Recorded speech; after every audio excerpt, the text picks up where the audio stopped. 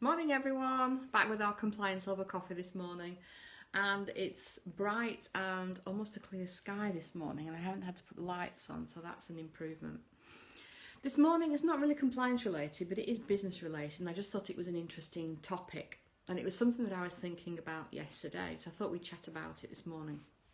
And that is the difference, if you like, between what you think you want and actually what you actually need, even though you don't know what you need, and how the sales and marketing process works. Now, I'm not a sales and marketing person at all.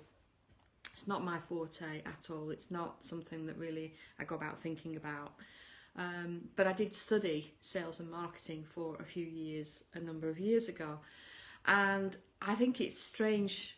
It's just a strange thing to me. I don't know what you guys think, that people, and I do it, and Tony does it, and you all do it, is we buy what we want, we don't necessarily buy what we need. And a lot of people go out and buy things because they want it, like that new expensive phone or a new 60-inch TV or a new whatever. It's not because they actually need it. And the same goes in business. We buy what we want, but not actually maybe what we need. And especially around courses and things like that. And I know that all of you guys have been on courses just as I have. And I always have tried, since I did the sales and marketing training, to stop myself from doing that immediate. I'm going and buying that and thinking, if I haven't done that in 2 or 3 days, will it really be that detrimental to me or to my business? Do I absolutely have to have this? Will my business fall over without it? And I've started trying to train myself to do that sort of thing. And I wonder if any of you are doing that, or if you realise how much sales pitch and NLP is used in marketing to try to get us to buy things. And that's on TV as well. It was in cinemas, because my daughter told me that it was, that they use subliminal little flashes of advertisements of food and drink to get you to go and buy. It used to be the interval. They don't do intervals anymore. Showing my age now. But I wondered if you guys have realised that you do this, if you've realised it and you're stopping yourself from doing it, or if it was just something that you were thinking about that was an oddity as well, that people go about buying what they want and not what they need. But then on the flip side of things, when you're being taught to find something for a business idea to sell, you're taught to find that niche of a product or a difference in a product that people need that isn't there in the market anymore. So when you're taught sales and marketing, you're taught to find that niche, that need, that want, and yet people, that need, that people need that product, not necessarily that they want it, but they need it. But then on the flip side, people buy what they want but not what they need. And I've always thought that's a bit of an idiosyncrasy, a bit of an oddity.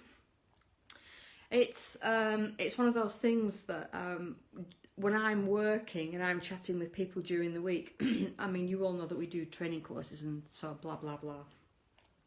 But what I always try not to do very, very hard is not to make the freebie calls about anything that we have that they might want to buy. It's about where they are, what problems they've got, and how can we solve those problems for them on that call in that 15 minutes. And that's what I always try to do. And we do several calls a week on that level. And it came to mind yesterday because I was chatting with, I had about 3 or 4 calls yesterday. And every one of them had sort of very similar issues. And every one of them could have fell into what is our one-to-one coaching program, which I run but don't tend to advertise, which is several £1,000s because it's over several months.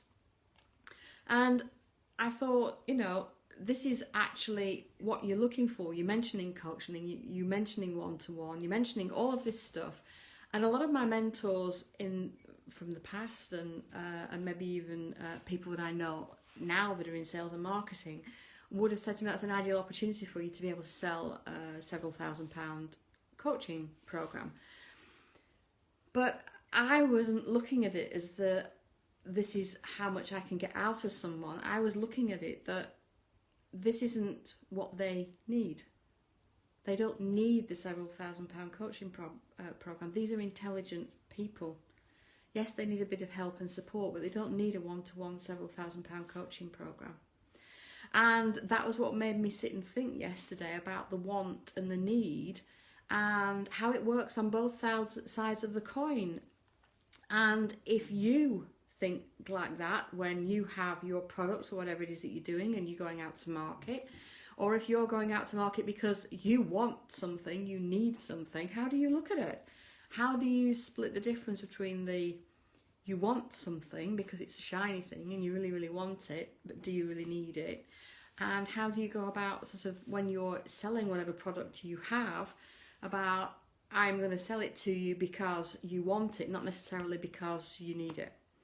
So I just thought that was a really, really interesting question to throw out there for you, because even as human beings, we're selling ideas and stuff all the time, even if we don't consider ourselves to be salespeople. I might sell to Tony every day what we're having for dinner. Do you fancy having this for dinner? I'm trying to sell it to him because I might say it's that really, really good chili that I made a few weeks ago. Would you like to eat it again? That's me trying to sell the idea that I really fancy having a chili tonight. Can I persuade Tony that he's going to have chili tonight? Not that we're having chili tonight, we're not. Or I fancy going here on holiday. It's really good and look at these pictures and blah, blah. I'm trying to sell a concept to him.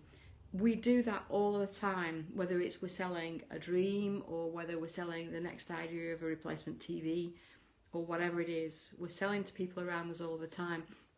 And I just wondered if you guys have ever sat down and thought about this and what sort of ideas or